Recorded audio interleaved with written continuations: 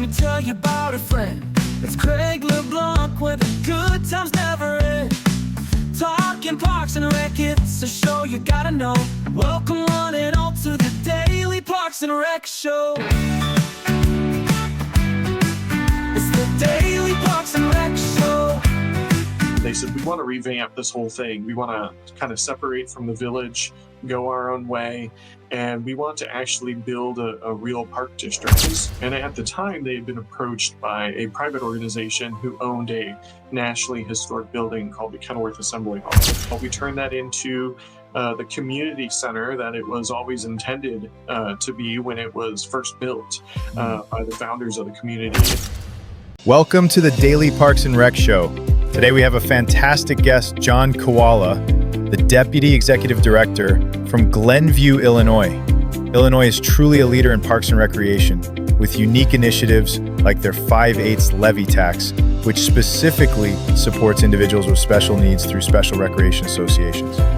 John will share how Glenview Park District, as part of NSSRA, utilizes this to provide essential services, including one-on-one aids for programs.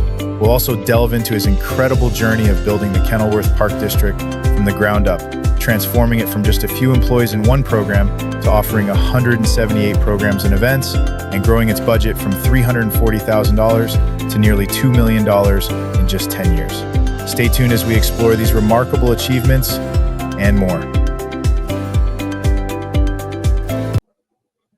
All right, Craig LeBlanc here with the Daily Parks and Rec Show, airing from my favorite New Orleans Coffeehouse. If ever y'all are in here, y'all hit up Bread on the Oaks. It's a great little coffee house. It's like an old New Orleans house. It's got like bedrooms and everything, but it's a coffee house. But I got special guest with me, John Kiwala. Did I say that last name correctly? You got it. Fantastic. And you're the Deputy Executive Director over what city and state are you in? Glenview, Illinois. I love it, man. Y'all are killing it in Illinois. Y'all have to know y'all are one of the best states in Parks and Rec, right?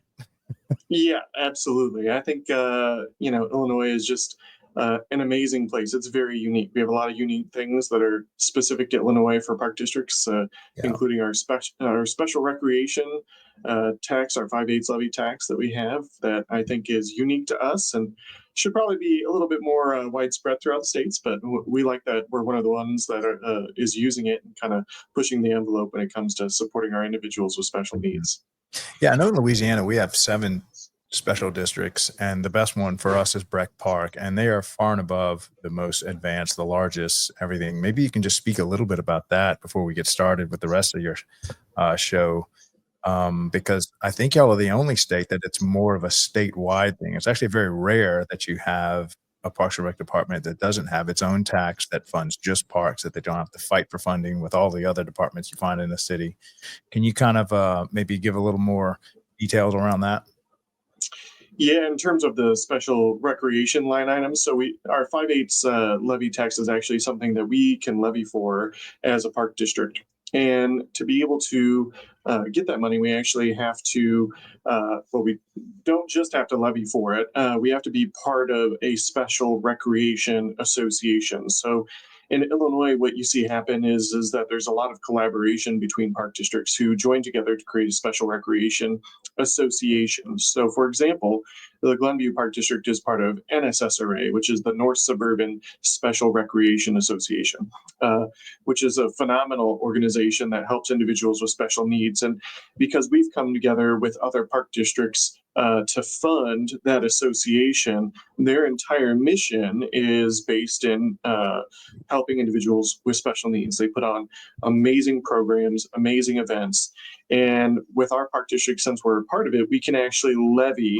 I won't get into the too technical, boring details about how the bread is made, but we can actually levy up to a specific amount per our EAV, and that goes to support not just the Special Recreation Association, but we can use it to do things like paying for one-on-one aids throughout our programs. So we can request assistance through our Special Recreation Association to provide us aids for one-on-one aids with individuals that are part of any program that we put on at the Park District.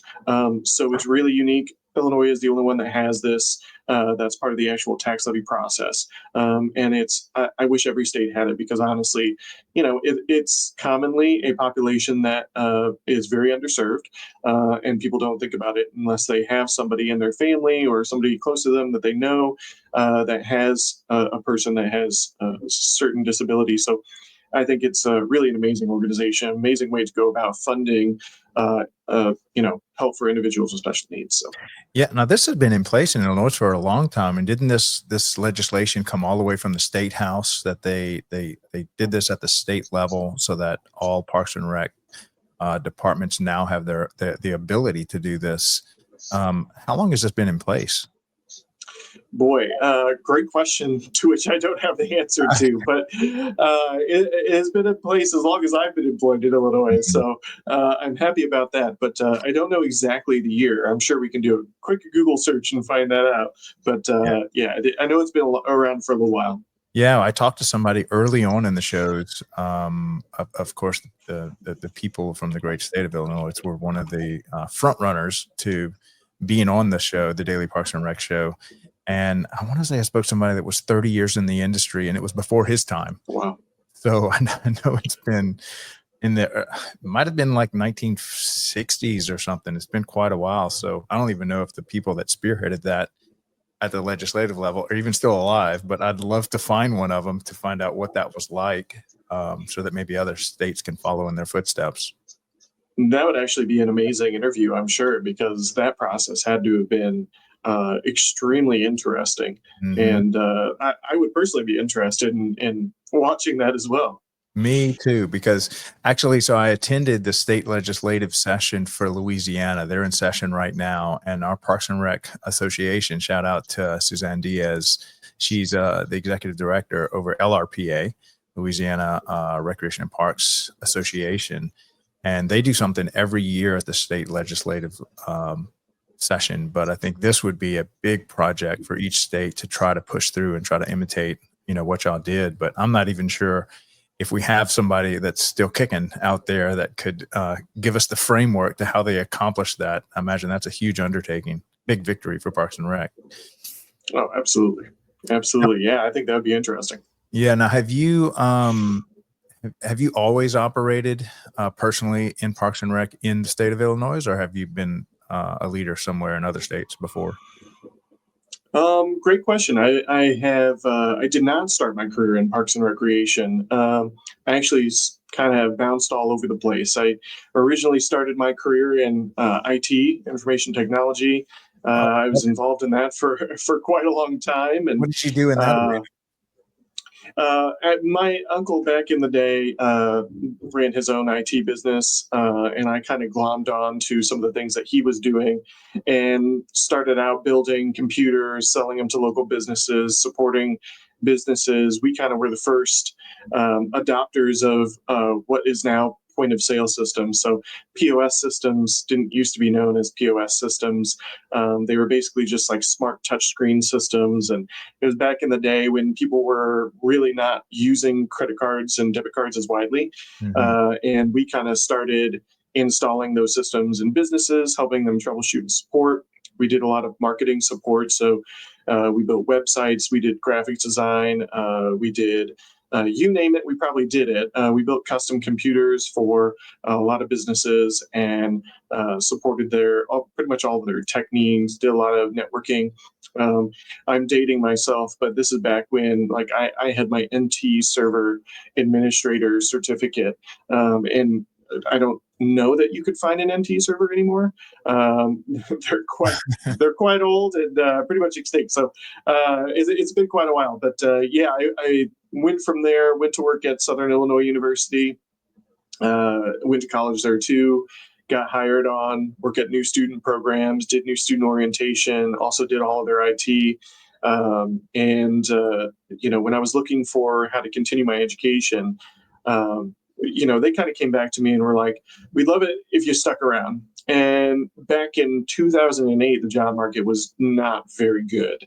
And the prospects of getting a job right out of college, at least at that point in time, was not very high. So I thought, hey, if they're gonna pay me to be here and I get to continue my education degree for free, I should probably think about doing that. So I stuck around, looked at majors. My undergrad was political science at the time. I graduated, and I said, what can I do with a degree in political science? And after some research, public administration came up. And I said, well, I love politics. I love government. I don't love politics for the way that some people love politics. My interest is purely in understanding why people make the decisions that they make, not about the drama surrounding it. But I've always been interested in what drives people to make certain decisions and things like that. So public administration came up when I did my research. And I said, that sounds awesome. So I applied to the master's program, got accepted. Stayed there, got my degree in public administration, and my first job right out of the gate was with the city of Overland Park, Kansas. And I worked for the chief information officer as the assistant to the CIO, basically. Mm-hmm.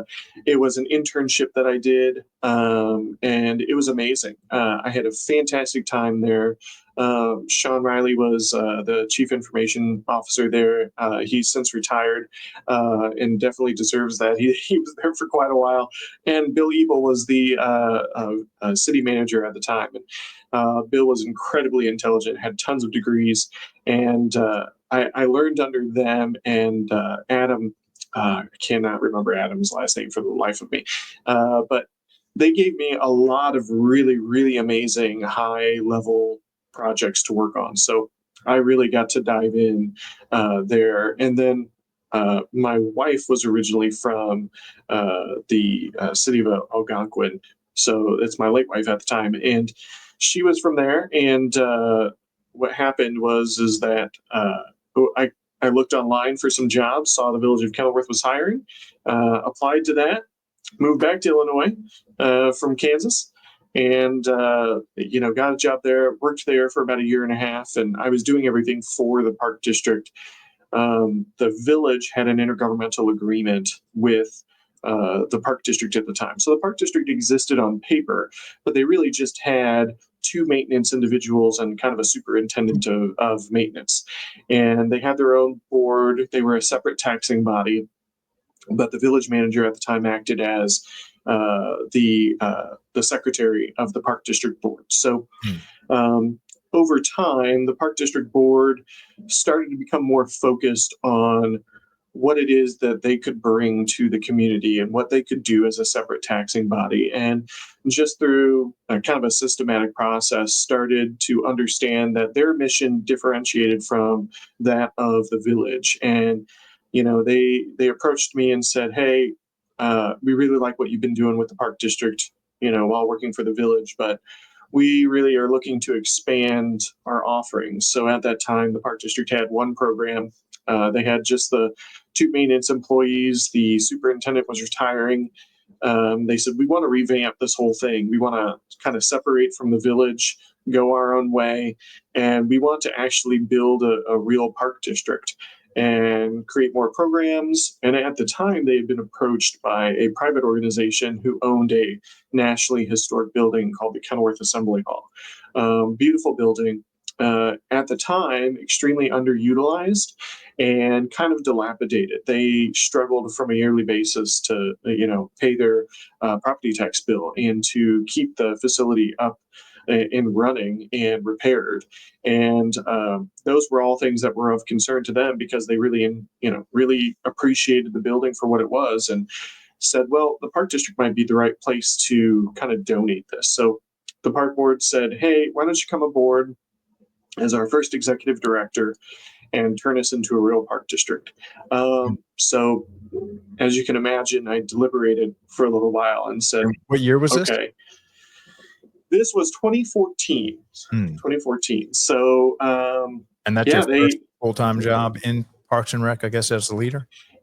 Yeah, not my first full-time job, but in Parks and Rec, yeah. So getting offered that and then ultimately accepting the position and going over and I said, sure, I'll give it a shot. What do I know about building a local government entity from the ground up? I'm sure You going to got figure it out. So we did it. So the first task was running a successful tax referendum through the community for taking over the Kenilworth Assembly Hall.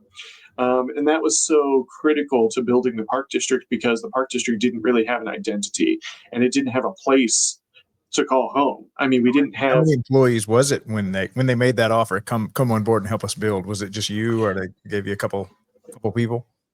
No, it was just me. It was just me and the two maintenance guys who were still there. Who, one of Kevin, he had been there for a long time, so he had a lot of historical knowledge, and Jaime had been there for a long time. So the guys really knew the ins and outs of the park from a maintenance perspective, which was incredibly helpful.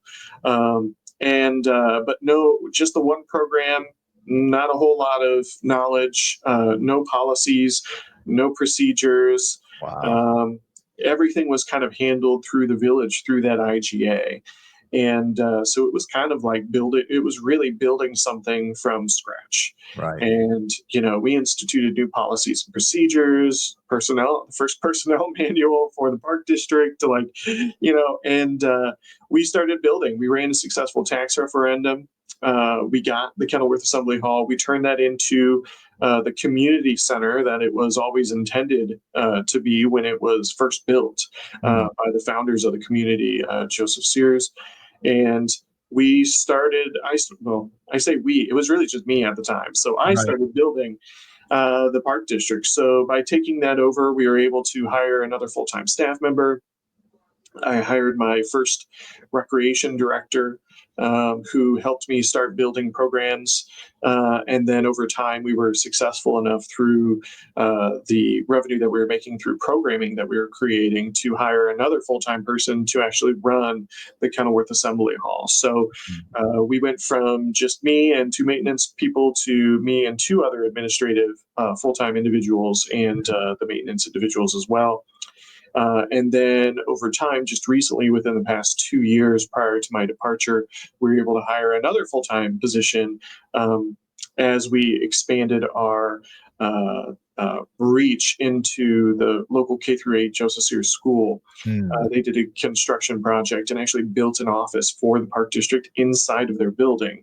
And we took over all after-school programming through what I can only describe as an amazing collaboration with the superintendent, Kate Donegan, over there. And it was an amazing experience. So when I just departed, it is now my 6th week on the job in Glenview as a deputy executive director. But prior to my departure, we offered about 178 programs and events.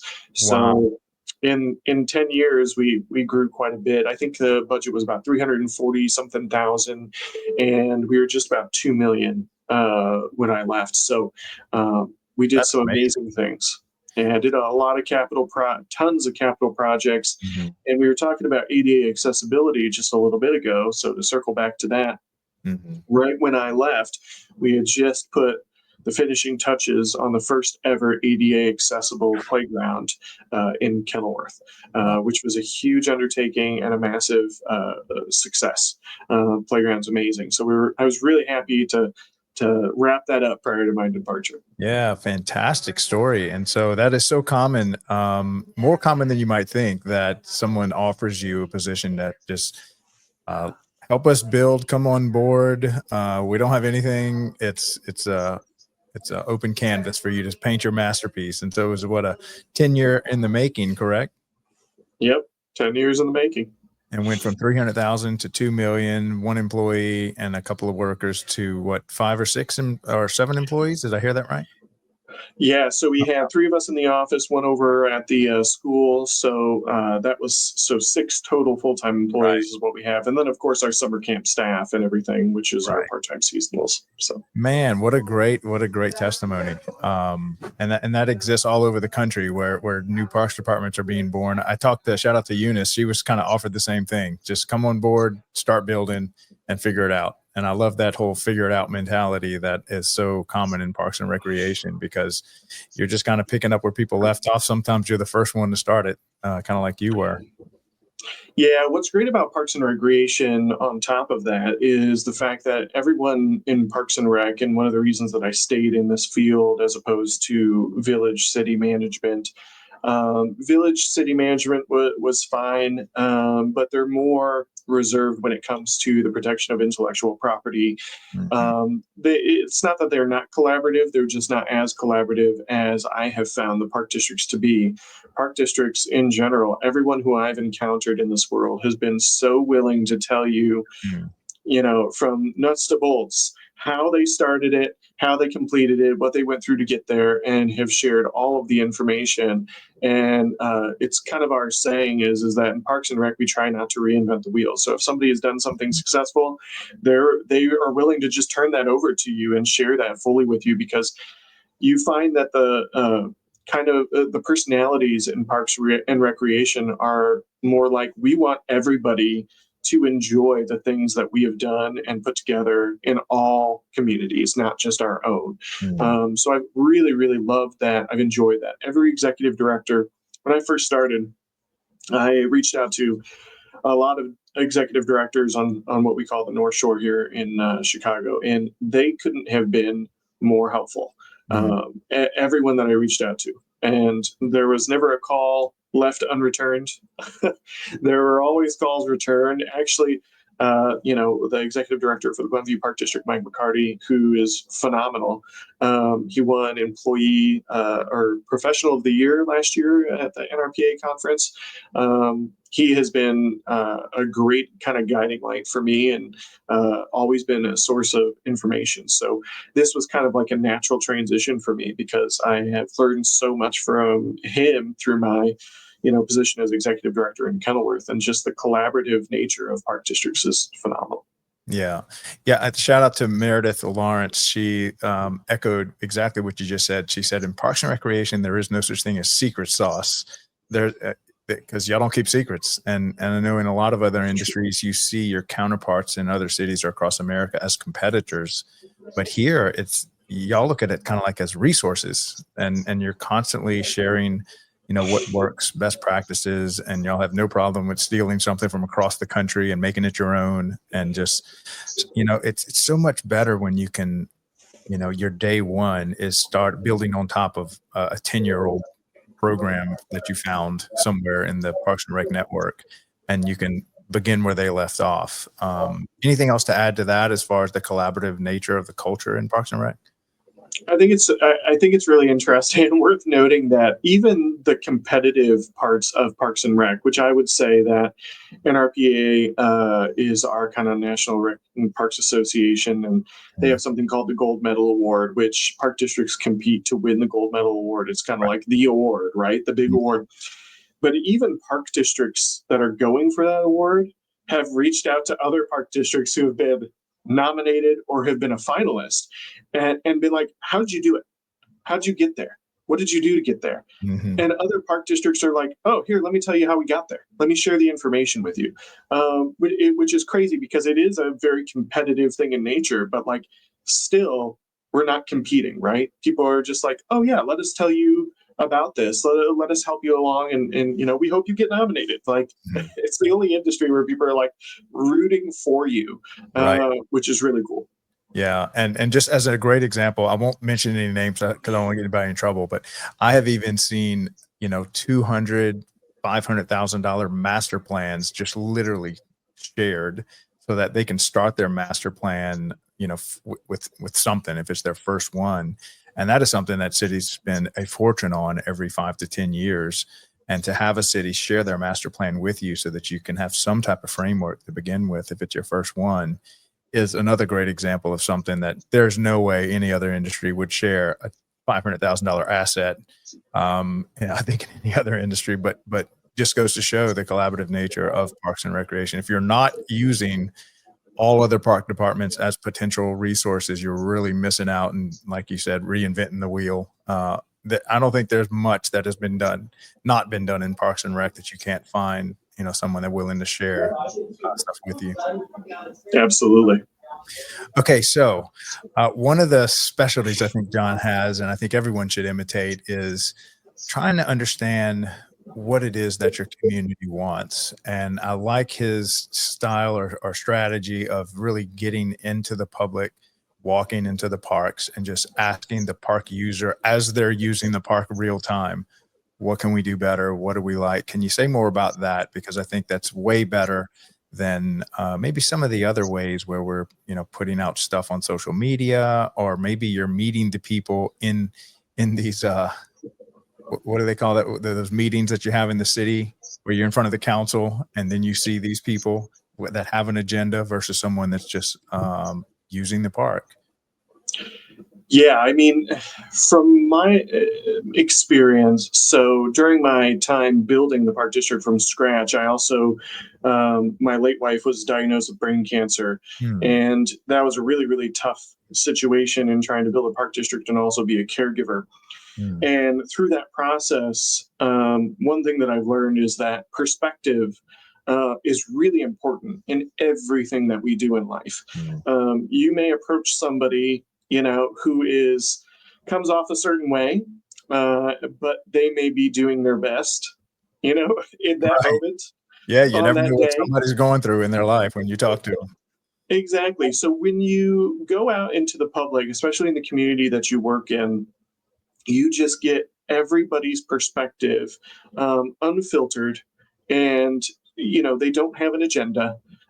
You're just out there talking to people. I One of my most notable experiences and interactions was just recently. So I just started this job. I hadn't even started the job yet, and I was going to a Glenview park board meeting. So I was there at just somebody attending in the audience, and I was touring Park Center, which is it's a huge building. It houses so many programs and activities, but one of the things that it houses is our recreation center. And I was going up there. I was just looking around, being nosy, and I met this guy named Mike, and uh, he actually let me in because I didn't have my key fob at the time, and you had a key fob to get into the indoor walking track, Hmm. and I didn't have it. So I'm like looking around. He's like, "Oh, you need in?" He just let me in, no problem. It was super cool of him, and I just wanted to Mhm. look around. And I was like, "Oh, thank you so much." And he had a Manchester United shirt on. I'm a big MU fan, which is kind of hard to be nowadays. It's like telling people you're a White Sox fan. But we got into a conversation about MU, and we were just talking about it, and he was talking about his experience in the Park District and how much it's helped him because he was a recent heart attack, victim. Is that what the word you use for that? But Right. he recently had a very, very significant heart attack, and the Park District now had become such a part of a huge part of his life. He comes every day. He was meeting friends there to walk around the indoor race track. And I had just asked him, I said, "What do you think about the Park District? What do you like here?" And he had no idea who I was other than me introducing myself to him. I didn't use my title or anything. Right. And I was like, "What do you like about the Park District here? What do you not like?" And he was just telling me, "Well, we love it. They do such a great job, et cetera, et cetera." And I was able to find out, we kind of wish that they would update, the lighting around the track a little bit more because it's kind of hard to see. So Hmm. those are, while not super significant at that point in time, it's significant to us as professionals because it's like, this is what individuals are thinking when they come in there utilizing our facilities. And that's one of many, examples I can give. Or I go out and walk Gallery Park, and people will be sitting on the bench, and I'll just sit next to them and be like, "Hey, how are you? I'm John. Nice to meet you." I love it. And I was like, do you frequent the park? What do you think about it?" And you just get such, like I said, such unfiltered, genuine responses from people. And I just really love doing that because that's how we are able to connect better with our constituency groups. And they're the ones, those people who are sitting on the bench could be the ones who are the everyday users of that park. They know the ins and outs, and they can also let you in on things that you may not know about the park.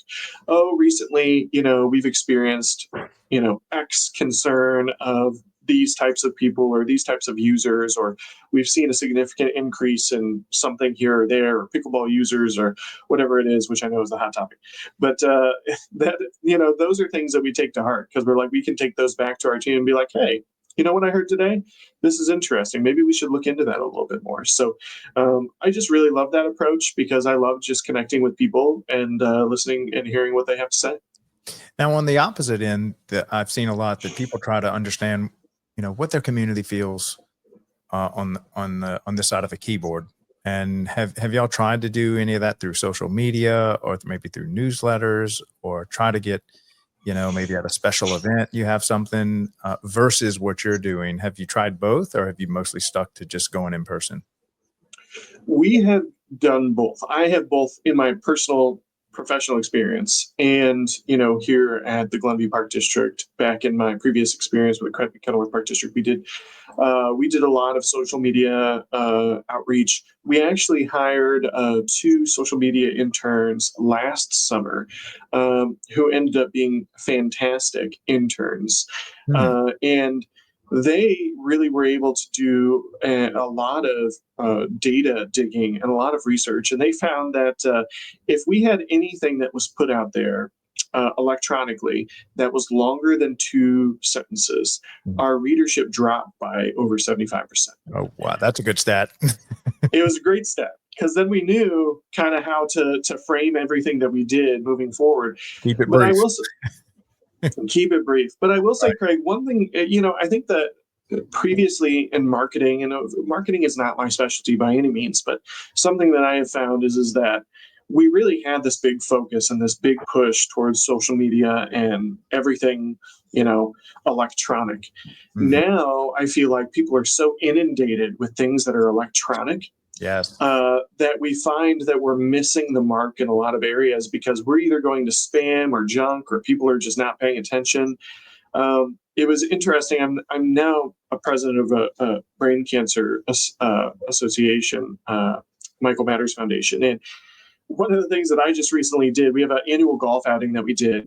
I went through and did this whole data digging and put together a mail merge, and I printed out physical letters and signed them and sent them out to golf superintendents of public golf courses requesting foursomes and things like that. And some of the people on my board were like, why don't you just email them? And I'm like, because I get 500 emails a day. Yeah. That's why. And I said, it's actually more surprising to me now as a professional to receive a piece of mail, specifically handwritten out to me. Like when it's handwritten and I see, oh, this is handwritten address out to me, like somebody took the time to do that. I, as a person, more, apt to read that and open it up and find out what it is. And I just think that that's so interesting, because it's like kind of like a backwards thinking now. So we're reverting back to, how do we reach people? How do we get people to pay attention to us? Because we have this mass overload of electronic information. Right. Yeah. We just launched our newsletter Monday. So Nice. It's going to go out every Sunday. And I used to love to read the newspaper. And the whole time I'm thinking, man, I would love if there was some way possible for us to get this in hard copy print, just because I like the feel of it. Sometimes I just don't want to stare at a screen anymore.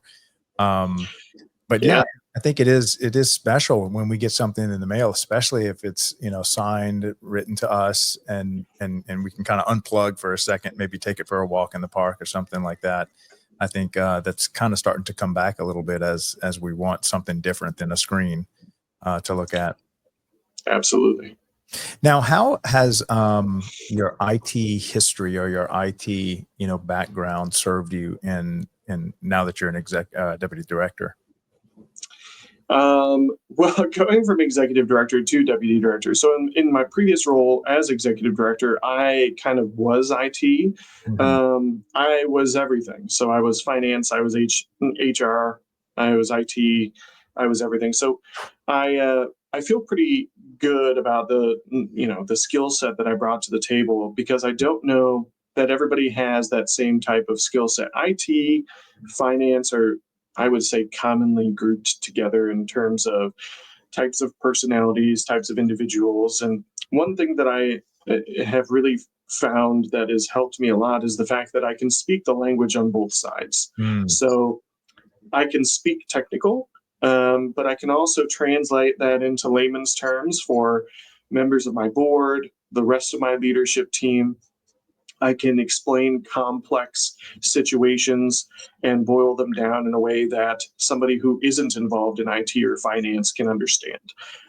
So I think that my background in IT really lent itself to helping me with that. And I think that that just made me a little bit more marketable in terms of, going and looking at jobs in different capacities, because I do have that skill set. And it is kind of, I would say it's on the more rare side. mhm. Because I can also go out and talk to 1,500 people, and it doesn't really bother me. Right. And I can do that eloquently, and I can do that very well. And I think that there's a common misnomer that all IT people are more introverted. I would say that I'm a closeted introvert. Yeah. I prefer going home and playing video games by myself, but I can come out and I can, socialize with the best of them. What games do you play? What video games do you play still? Ooh, I have a group of friends that I've been with for a really long time, friends from high school, grade school, and we play a lot of Call of Duty, but we play a lot of other games too, because Oh, we'll I love randomly try stuff out together. But it's cool because it's how we stay in contact with one another. I it. Right. don't know that if those things didn't exist, that all of us would talk regularly. It would probably be like a yearly check-in or something. But instead, I find myself nightly, every other night. I have a baby due on Friday. We're getting induced, so it may be a lot more infrequent going forward. but I think that we probably wouldn't talk as much. So I think it's just great for the fact that we can still communicate with one another and keep in close contact. Yeah. And so Congratulations on the baby. Is this your first?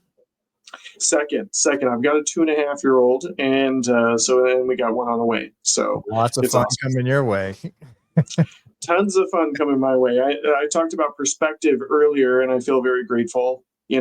There's gone through a lot in my life and thought that things were not going to turn out great. Yeah. And, I'm remarried now. I have an amazing, beautiful wife. I've got a beautiful 2.5-year-old, and I got another kid on the way. So it's really great. Yeah, shout out to one of my children, Jill Marie. She's my third daughter. She's an introvert. She has been, I remember when COVID happened, she has been preparing to be isolated her entire life. She loves just kind of being alone. She was meant for that moment. But I remember when she was 13, she connected with a group of online friends. And now that she's 23, there's like a 10-year-old relationship. And they planned a trip to Disney World. They've never met in person, but it's crazy how you can maintain these long distance relations. And they were from all over the planet. Wow. And grew up together online. And I think they played like Roblox and all the other games where they kind of socially meet. But it's great to see that you still have that group of friends that y'all play games. It's crazy how you can maintain those relationships digitally. Yep. Absolutely. Now let's go ahead and, well, I kind of want to just say one last thing on your IT background. So, often in Parks and Rec, you have leaders that have a different background than Parks and Rec. And so if they have an accounting background, they look at Parks and Rec through an accounting lens, or if they have a sports background, they look at Parks and Rec through a sports lens. Is there anything else you'd like to add to looking, and maybe share this with the whole Parks and Rec national community that listens to our show? What's it like to look at Parks and Rec through an IT lens, and what can you share from an IT background that people might be missing if they didn't have an IT background? That's a great question. Well, I was kind of, even though my background's in IT, my degree specialization is public administration, public finance. So but I was also raised in the park district. So I was part of park board soccer. I was part of park board baseball. I was part of everything park board. I grew up and became a camp counselor. And so, I'm also looking at it from the lens of kind of growing up in the system too.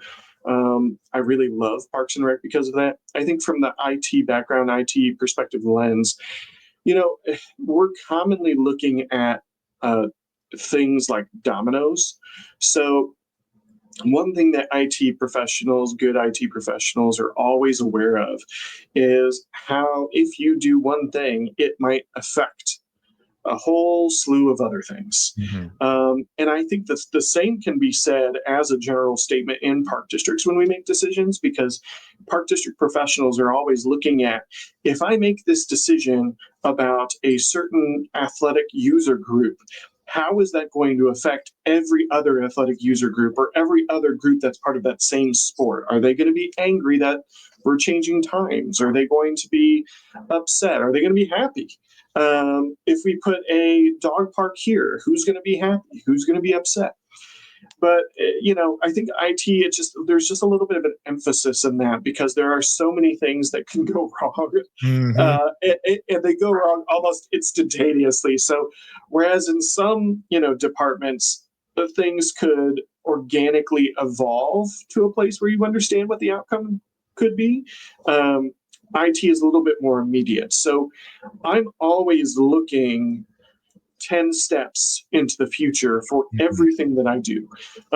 I've been like that in my life. I'm a hardcore planner and efficiency taskmaster. I love collaboration. I love building positive organizational culture, but I'm also somebody who looks at how to make people's jobs easier and more efficient. So that's something that we're always doing. And to be able to do that, you kind of have to look into the future and find out, like, hey, if I install this camera, in this specific area, is that going to cause redundancy issues? Is it going to bring up safety issues? Is our risk management agency going to be okay with that? Or are they not going to want it there because it presents more risk than it does actually helping us with the problem that we're trying to solve? So those are all things that you have to look at, throughout whatever it is that you're doing in IT. So to circle back, I would say just trying to be 10 steps ahead of every decision that we're making, because it's just a little bit more immediate when you kind of push the button on making something live. So that's kind of what I would say. Yeah. So I love that question that hold on, I wrote it down. How do I make things easier and more efficient? I don't know who said this, but you may, since you have an IT background. There was some early software engineer that noticed software is eating everything. And when I say eating everything, I mean like what used to take 10 hours in a person, now partnered with software and that same person, they can do it in 1 hour. And I think AI is just really highlighting what can be done if you put AI or software in the hands of some members of your team. Is there anything you can kind of say to highlight why it's important for you to answer that question? How do I make everything that my whole team is doing, how do I make their jobs more efficient to where, they can leverage software and AI? It looks like you're going to be constantly looking for that to give them these tools. Anything to say on that?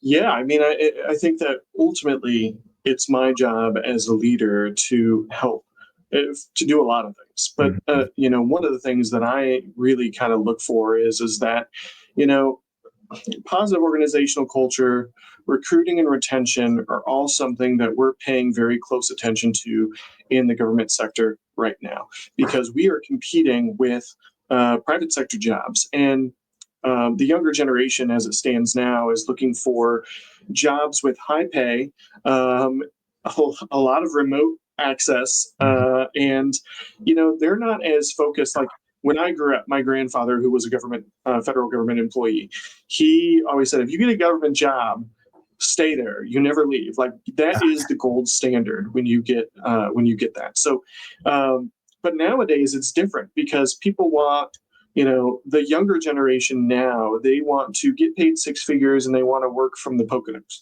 and it's not super feasible. So we're competing with a lot of that. And what I'm trying to do on my end by building a positive organizational culture is that finding opportunities to improve culture by improving efficiency. So if I come into an organization and there's a certain person or position or whatever it is, we have an extremely cumbersome process. I find that this person is spending a lot of time, a lot of overtime completing these processes. Like, we take a step back and we look at that more holistically, because that's not what I want my employee to be doing. I don't want them working till all hours of the night or being super anxious about, completing something in a timely manner on a process that takes, has 100 steps and is extremely cumbersome and it's all manual.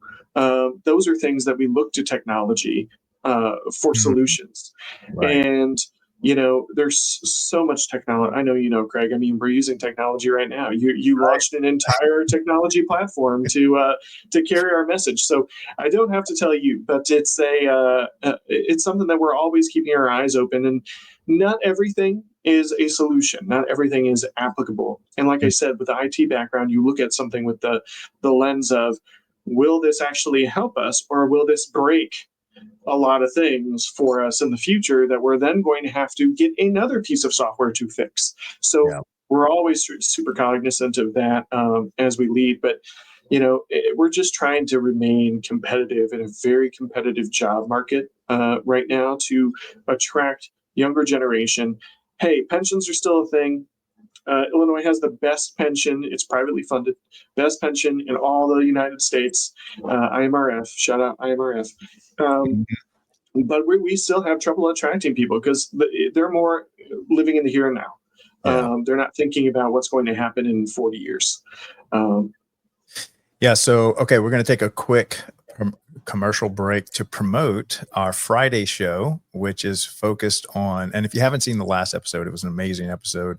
YPN, the Young Professionals Network, every Friday, 12 noon Eastern, we do a show dedicated to all the young professionals. Again, we had a great show last Friday. We created, thanks to Chris, he created this short video for us to use to promote those shows. And I'd like to talk a little bit about some of the internship programs that you've participated in, because we're trying to really promote departments that have strong internship programs, how they got started, how useful they were to you if you are an intern. And if you have a strong internship program, please reach out to me on LinkedIn. I would love to highlight what your Parks and Rec department does for and with interns. So we'll play this and then we'll come right back. The future of parks and recreation is here, and it starts with you. Welcome back to the Daily Parks and Recreation Show, where we bring you the latest insights, trends, and conversations shaping the world of parks and recreation. Today, we're diving into something that's shaping the future of our industry, Young Professional Networks, or YPN. If you love your job and love the parks and recreation community and are looking to connect with the next generation of leaders, this episode is for you. YPN is where driven, passionate professionals come together to connect, grow, and make a real impact. It's not just about networking, it's about building the future of our communities. Why join YPN? Career growth and mentorship. Learn from the best in the industry. Innovative ideas and collaboration. Be part of the next big movement. Leadership development. Take charge, make decisions, and create change. Whether you're just starting out or looking to take your career to the next level, YPN is your gateway to success. From exclusive networking opportunities to cutting-edge industry insights, this is where you build your legacy. Because the future of parks and recreation starts with you.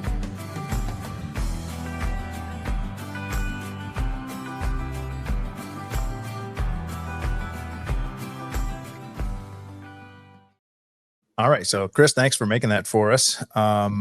It might be the last few times you get to see it because he's getting ready to produce a version 2 of that. But anything to say on your internship experience that you had mentioned? And do y'all have an internship program currently where you're at? We have several different internship programs in several different departments. I'm admittedly a little too new to know all the ins and outs of the internship program here in Glenview. But I do know through my tours and speaking to the leadership team that there are several internships available. And I, of course, had an internship program back in Kenilworth when I was there. And it was a great internship program. We had a couple of different ones that we did. We always do summer camp internships, and it's like a leadership internship for college credit. So we partnered with my alma mater, which is Southern Illinois University, Carbondale. Go Salukis. We partnered with them and the MPA program, which I still sit on the advisory board for. And we had an intern back in the day, Paul, and he was fantastic. And it provides a great opportunity for young professionals to get really involved in parks and recreation. And the MPA program for your Master's of Public Administration, you can take a variety of routes, to get to whatever it is that you want to do, whether you do museums, whether you're doing aviation, whether you're doing village, city, local government, or park districts. So you have options, but it kind of engages them in the park district realm.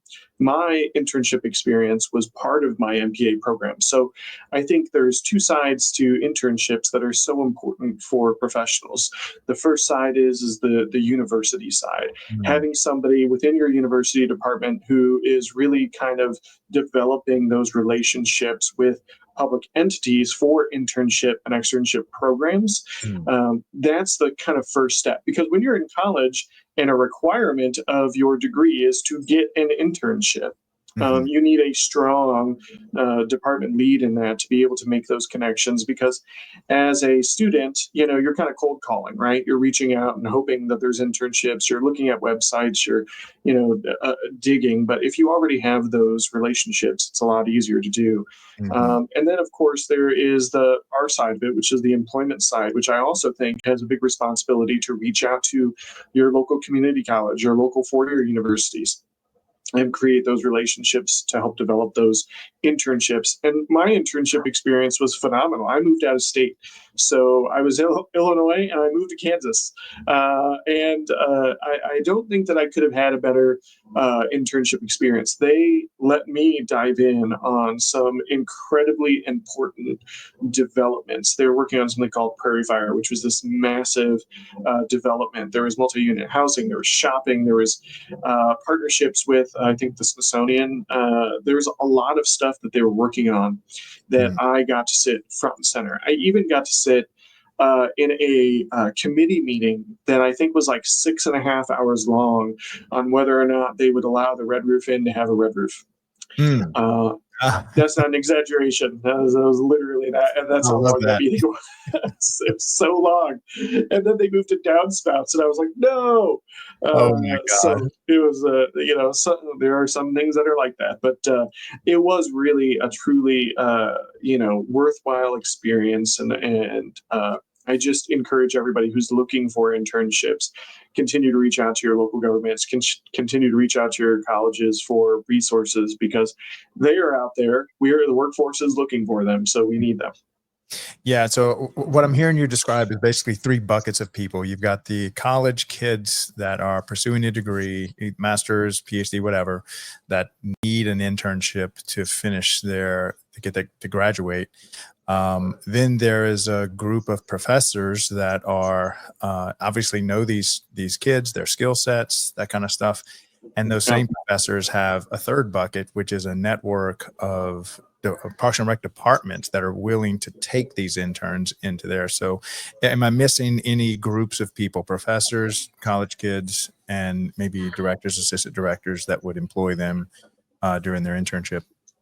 Yeah, I think the only group that we're missing is individuals who may not want to go the college route and still want to do an internship program to learn what Parks and Recreation is about.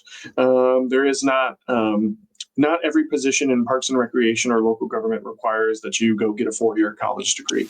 There are other positions, there's trades, there's maintenance that you can actually kind of grow up and get trained in the park district as well. So I think that it's not just about pursuing a 4-year degree. It's about, what is it that you want to do as an individual, and keeping your eyes and ears open to opportunities to grow within the park district itself. If maybe you don't want to go and get a 4-year degree, and like our park district has a tuition reimbursement program too. So those are also things that you can think about if you want to get involved in the public sector.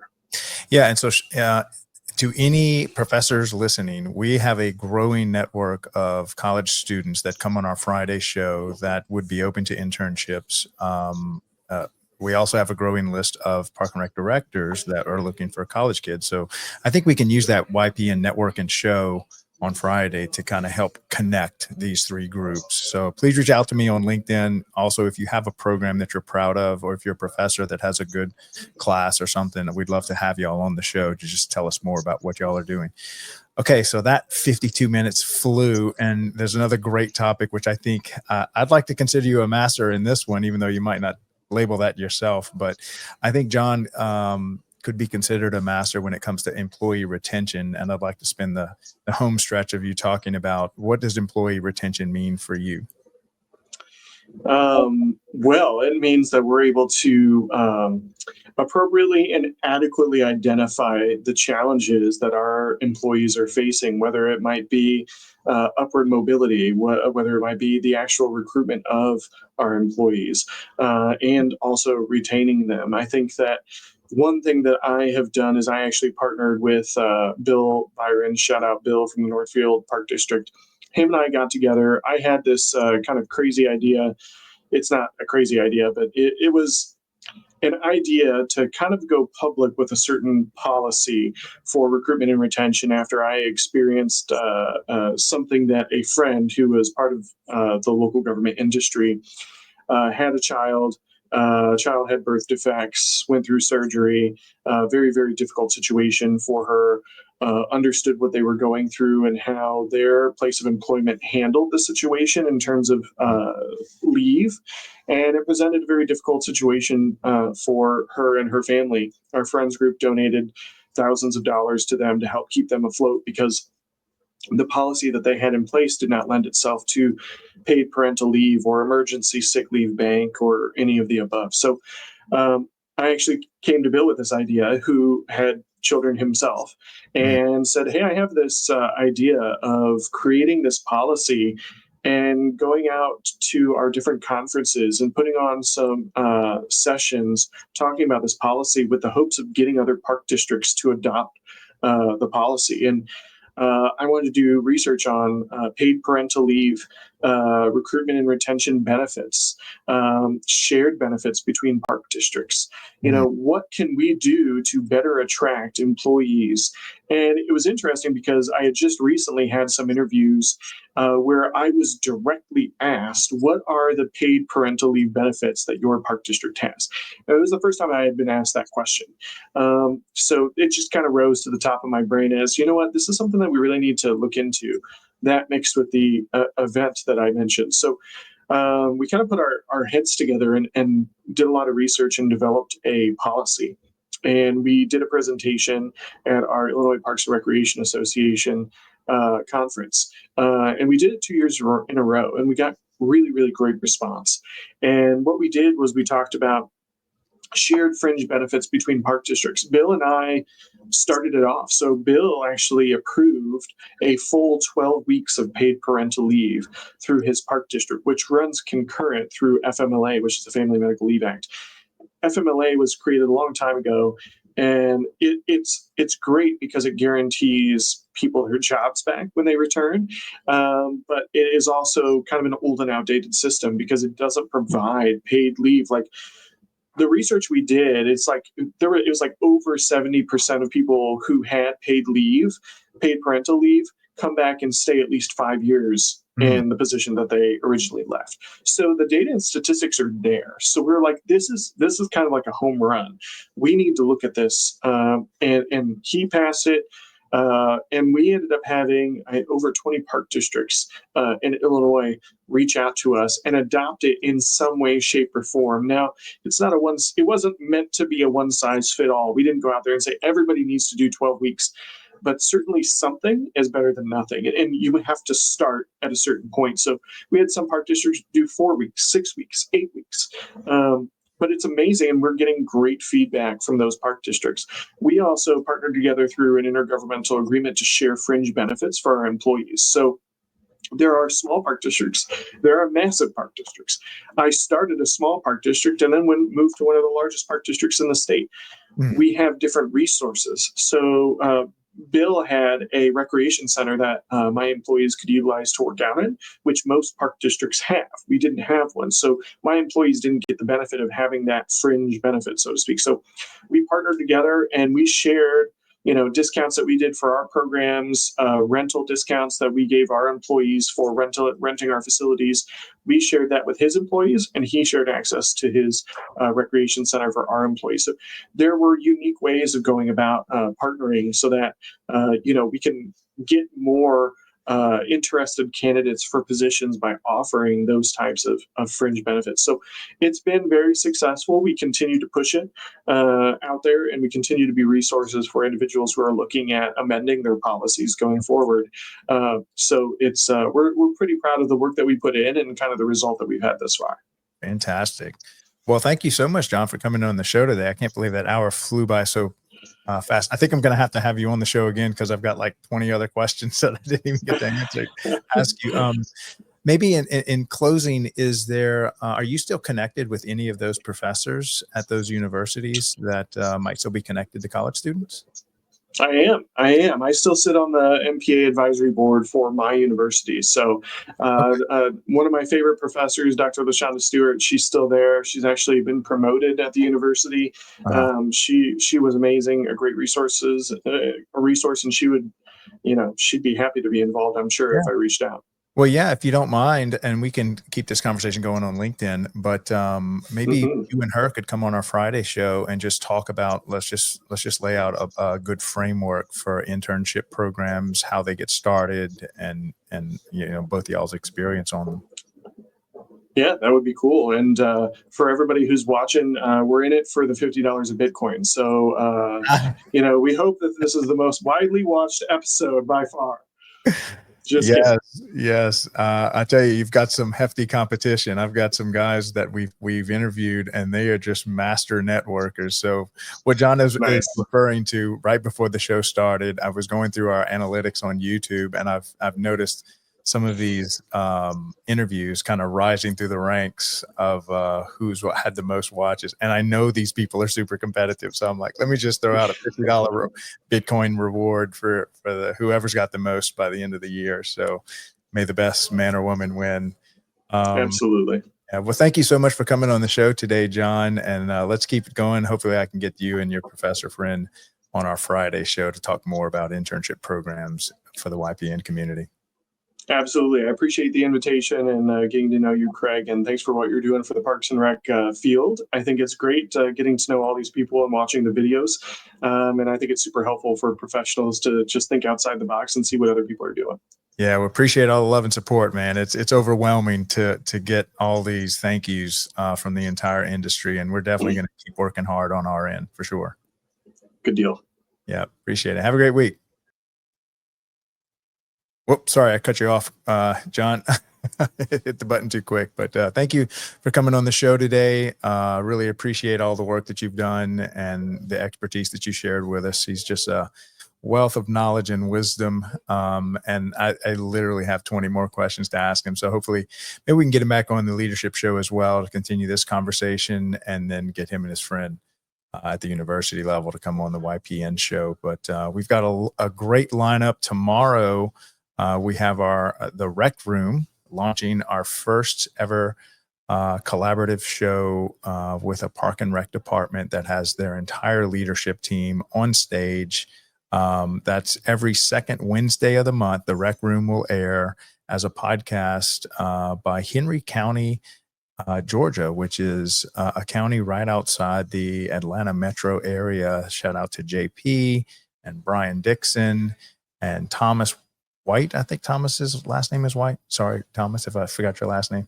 And then we've got three more other. I think Kevin is in charge of athletics. We've got their COO, their CFO. And so imagine having the entire leadership team on stage to talk about Parks and Rec, how they make their decisions once a month, every second Wednesday of the month, 1:30 p.m. Eastern. We're going to give it a shot. And I'm really excited about this because I've really had the opportunity to interview more than just one person at a time on a leadership team. And so I think it's going to be a cool dynamic on stage to have all the stakeholders in running a Park and Rec department share their ideas and how they make decisions. And so really excited about that. So that's coming tomorrow, 1:30 p.m. Eastern. Don't miss it. the Rec Room podcast.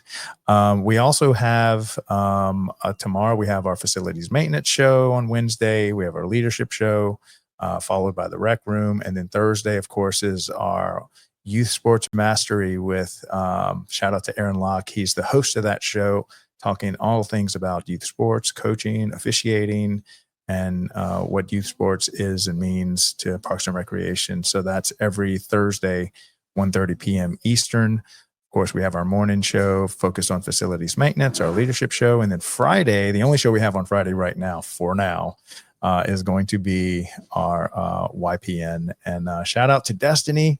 She was one of our first guests with Chad.